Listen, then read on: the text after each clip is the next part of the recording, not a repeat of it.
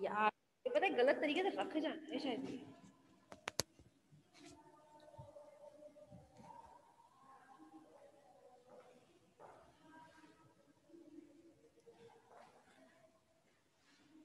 हाँ भाई second year clear हुआ आप लोगों को रिसेप्टर ऑर्गन जो ओवेलिया में प्रेजेंट होते हैं। एक बार फिर से रिवाइज कर लेते हैं।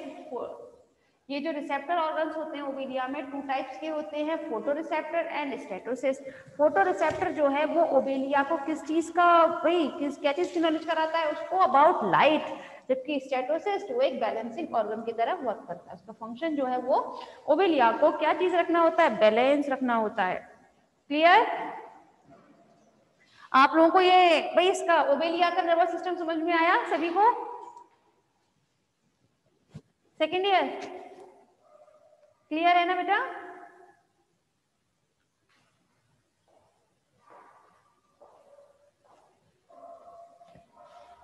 चलिए फिर आगे चलते हैं। गुड।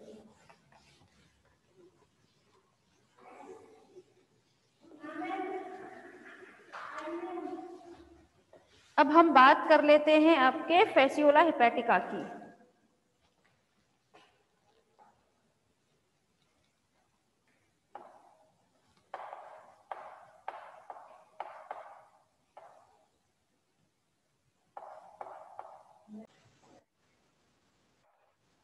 हाँ भाई अब हम बात करेंगे आपके फैसियोला हिपैटिका के बारे में।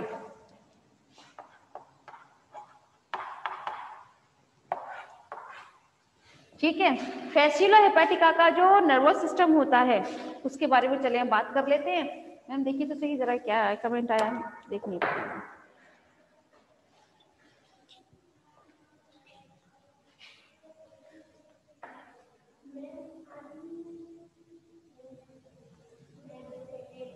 सॉरी क्या, एक सेकंड में देखती हूँ जरा।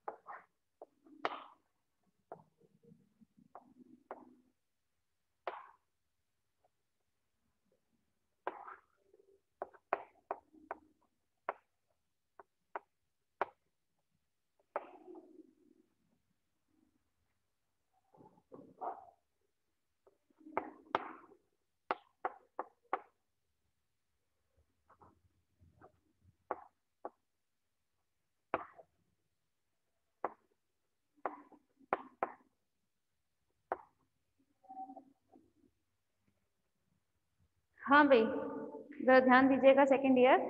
अब हम अगर बात करें फैसियोला हिपैटिका के बारे में, ठीक है, तो ये हाँ तो मुझे वो दिखाएं जरा, क्या था दिखाएं। मैम नोड्यूलेटेड प्रोसेस का वर्क क्या होता है? बेटा नोड्यूलेटेड प्रोसेस का वर्क जो होता है वो होता है आपका, जैसे एक्सॉन और डेंड्रोन का वर्क जानते हैं आप, जो सेंसेस होते हैं उनको आपके बॉडी पार्ट से सीएनएस तक लेके जाना, मतलब आपके ब्रेन तक लेके जाना, और आपके ब्रेन का जो भी चीज, जो भी आप वो डिसाइड करता है उसको एज अ, जो आपको कल बताया था ना किस तरीके से वो जो भी डिसाइड करता है वो आपके रिस्पॉन्स की तरह शो होगा, तो वो सारा जो पाथवे है वो चीज आपको नोड्यूलेटेड प्रोसेस के थ्रू होता है। इसमें पर्टिकुलर कभी भी एक्सॉन और डेंड्रॉन नहीं दिखता। जैसे हम लोग अपने नर्व्स का वो बनाते हैं जब भी न्यूरॉन का डायग्राम, तो उसमें हम क्या बनाते हैं, एक्सॉन बनाते हैं और साथ में नीचे की तरफ डेंड्रॉन निकालते हैं कि एक्सॉन जो है वो तो सेंसेस को लेकर आते हैं सीएनएस तक, और सीएनएस से लेकर कौन जाता है मैसेज को, वो आपके डेंड्रॉन लेके जाते हैं। लेकिन इतने छोटे एनिमल्स हैं, सीडेंटेड का तो एनिमल है ओवेलिया, तो उसमें इस तरह से कभी भी ये एक्सॉन और डेंड्रॉन में ये डिफरेंशिएट नहीं होती है, तो वो पर्टिकुलर काम जो करता है वो नोड्यूलेट प्रोसेस करता है,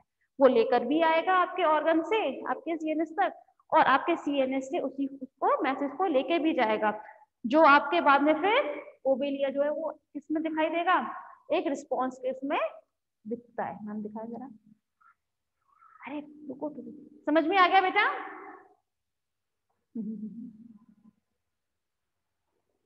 हाँ गुड। चलिए भाई, अब हम बात कर लेते हैं आपके फैसियोला हेपेटिका के बारे में। तो फैसियोला हेपेटिका जो होता है उसका नर्वस सिस्टम टू टाइप्स में डिवाइड रहता है, टू पार्ट्स में हम इसको डिवाइड कर सकते हैं। फर्स्ट है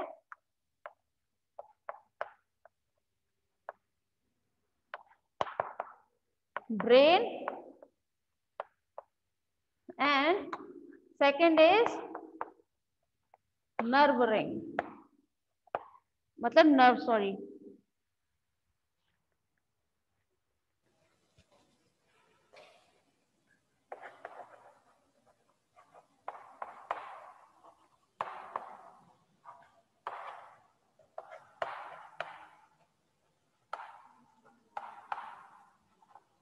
ठीक है। इसे हम टू पार्ट्स में डिवाइड कर सकते हैं फैसियोला हेपेटिका के नर्वस सिस्टम को, ब्रेन यानी कि नर्व रिंग एंड नर्व्स, ठीक है। अब आ जाएं जरा आप इसके ब्रेन की तरफ, मतलब नर्व रिंग। यहाँ ऊपर भाई इसके पास में दो सकर प्रेजेंट रहते हैं फैसियोला हेपेटिका के, उसमें तो याद होगा आपको, ठीक है। तो यहाँ पर इसके फेरिंग्स के पास में क्या प्रेजेंट रहता है, एक रिंग प्रेजेंट रहती है, ये दिख रही है ना, रिंग लाइक स्ट्रक्चर बनाया है ये सेरिब्रल रिंग, है ना। ये सेरिब्रल रिंग को ही हम क्या बोलते हैं, एक तरीके से नर्व रिंग का काम करती है, क्योंकि इसी में से बाकी की नर्व्स जो है वो पूरे फैसियोला हेपेटिका के पूरे होल बॉडी में जाएंगी, ठीक है। अब जाहिर से, अरे एक बात बताएंगे, हम लोग बात कर रहे हैं फैसियोला हेपेटिका की, तो फैसियोला हेपेटिका किसका सदस्य होता है, हा? किस एन्यूस में आता है ये फाइलम में, तो फैसियोला हेपेटिका फाइलम दिखेगा,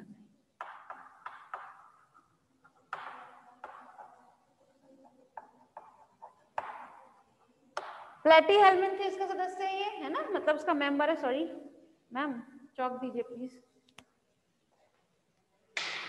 ठीक है। तो ये उसका मेंबर होता है ये प्लेटीहेल्मिन्थेस। प्लेटीहेल्मिन्थेस में कैसे एनिमल्स आते हैं, जो एकदम फ्लैट होते हैं, ठीक है, फ्लैट वर्म्स आते हैं। अब ये फैसियोला हेपेटिका जो होता है, फैसियोला हेपेटिका ये कैसा होता है, like a leaf like structure होता है ना। और जबकि टीनिया सोलियम वो कैसा होता है, उसको हम हिंदी में बोले तो फीताक्रमी बोलते हैं ना, रिबन लाइक स्ट्रक्चर होता है बहुत, है ना। तो यहाँ पर हम बात कर रहे हैं फैसियोला हेपेटिका की, तो फैसियोला हेपेटिका कैसा होगा, लीफ लाइक स्ट्रक्चर में होता है, बहुत पतला एकदम फ्लैट, ठीक है। अब ये इतना छोटा है तो जाहिर सी बात है इसका जो ये नर्व रिंग होगी, जिसे हम और किस नाम से जानते हैं, ब्रेन के नाम से या फिर सेरिब्रल रिंग, इसी से इसमें से जितनी भी नर्व्स होंगी वो उसकी होल बॉडी में जाएंगी, ठीक है। अब ये जो ब्रेन है इसमें से कुछ रिंग्स इसके ऊपर की तरफ जाती हैं, जिन्हें हम बोलते हैं सेरिब्रल गैंग्लियन, क्या बोलते हैं, सेरिब्रल गैंग्लियन। लेकिन नीचे की तरफ जो नर्व्स जाती हैं वो बोलते हैं उन्हें हम लॉन्गिट्यूडिनल नर्व्स, ठीक है। लॉन्गिट्यूडिनल नर्व्स जो होती हैं, ये लॉन्गिट्यूडिनल नर्व्स 3 पेयर्स में रहती हैं, नहीं होती है टोटल 3 पेयर्स। ठीक है, 3 पेयर्स आप लोग जानते ही हैं कौन कौन से होंगे 3 pairs. First is dorsal, ventral, lateral. समझ में आया 3 पेयर्स कौन कौन से हैं? Dorsal, ventral, lateral. बस वही चीज है, आप देख सकते हैं यहाँ पर dorsal nerve cord and lateral and ventral. यहां पर मैंने 3 ही बनाई है, देखिए 1 2 3, लेकिन ये चूंकि पेयर में है, अब पेयर दिखाने के लिए मुझे थोड़ा सा इसको डिफरेंशिएट करना पड़ेगा। लाइए इससे कर देती हूँ।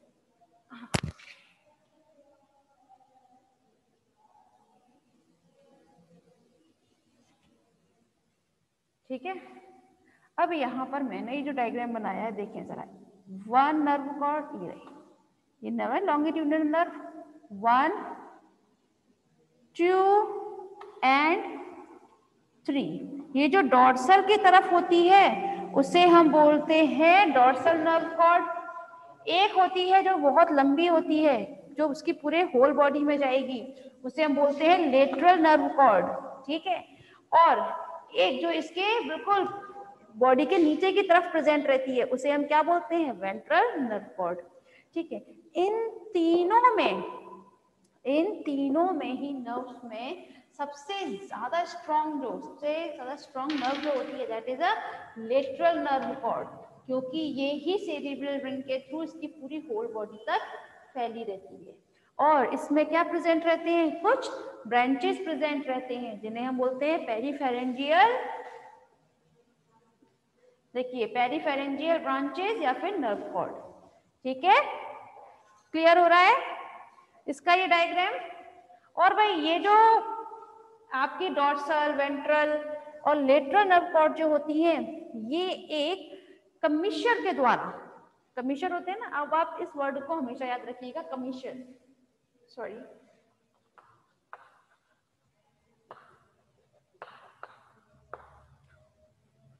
एक कमिश्चर के द्वारा ये एक दूसरे से जुड़ी हुई रहती हैं। ठीक है, और ये कमिश्चर जो होता है इसे हम बोलते हैं ट्रांसवर्स कमिश्चर। क्या बोलते हैं? ट्रांसवर्स कमिश्चर। मैम कोई आया है किसका, इनका कोई क्वेश्चन नहीं आया? ठीक है, समझ में आ रहा है ये?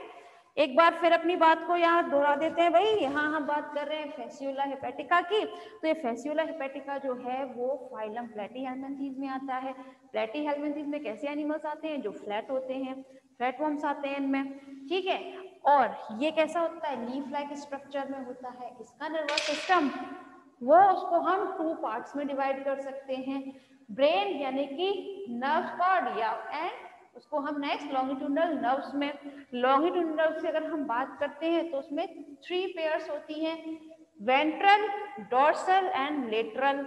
ठीक है, ये इन तीनों में ही सबसे ज्यादा जो स्ट्रॉन्ग, सबसे ज्यादा जो अच्छी होती है that is a lateral nerve cord, क्योंकि वो उसके होल बॉडी तक जाती है। ठीक है, इसमें से कुछ ब्रांचेस निकली रहती हैं जिन्हें हम क्या बोलते हैं? पेरीफेरेंजियल ब्रांचेस, यानी कि पेरीफेरेंजियल नर्व कॉर्ड। और ये तीनों ही जो नर्व्स हैं, लॉन्गिट्यूडनल नर्व्स जो हैं, ये तीनों एक कमिश्चर से जुड़ी हुई रहती हैं जिन्हें हम बोलते हैं ट्रांसवर्स कमिश्चर।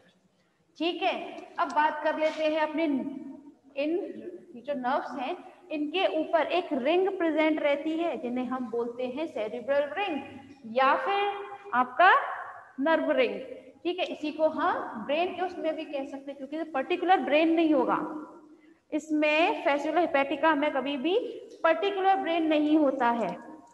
ये बहुत छोटे एनिमल्स होते हैं ना प्लेटीहेल्मिन्थीज के, तो परजीवी की तरह रहते हैं, पैरासाइट। ठीक है, तो इन इसके ऊपर जो नर्व्स जाती हैं उन्हें हम क्या बोलते हैं? सेरिब्रल गैंग्लियन के थ्रू ये एक दूसरे से जुड़ी हुई रहती हैं, और इनमें वेंट्रल गैंग्लियन वगैरह ये सब चीजें प्रेजेंट रहती हैं। ठीक है, क्लियर हुआ? क्या कर रहे हैं? हाँ भाई, सेकेंड ईयर।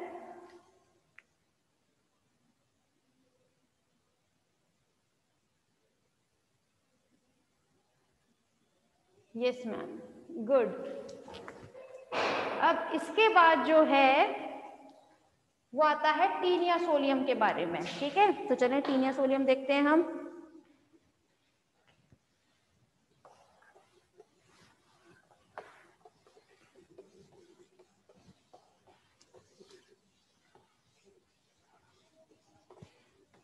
टीन या सोलियम भी किसका इक्वल होता है भाई? मेंबर। ये मेंबर होता है प्लेटीहेल्मिन्थेस का, है ना? तो वो भी कैसा होगा? एकदम फ्लैट वॉर्म आता है। ठीक है, ये भी एक पैरासाइट की तरह से रहता है। ठीक है, लेकिन लंबाई में थोड़ा फैसियोला से थोड़ा सा ये बड़ा होता है। चलिए इसका नर्वस सिस्टम देख लेते हैं। ओहो,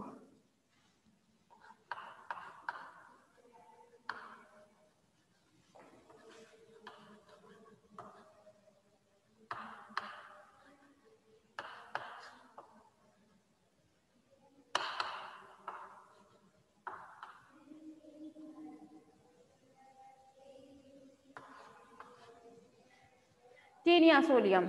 ठीक है, टीन या सोलियम भी जैसे हमने अभी उसके बारे में स्टडी किया था, सेम इसमें भी वही रहता है। ठीक है, बस इसमें जो कुछ नर्व्स प्रेजेंट रहती हैं वो होती हैं, देखो सेकंड देखिए जरा, कितना चाहिए, हाँ होगी पता नहीं। अच्छा, कितने में बंद करानी है बताइए, बाद में बात करेंगे। ठीक है भाई, तो एक काम करते हैं सेकंड ईयर, फिर हम इसके बारे में कल बात करते हैं। ठीक है, कट कर दीजिए। हाँ अब पूछो, क्या पूछ रहे हो आप?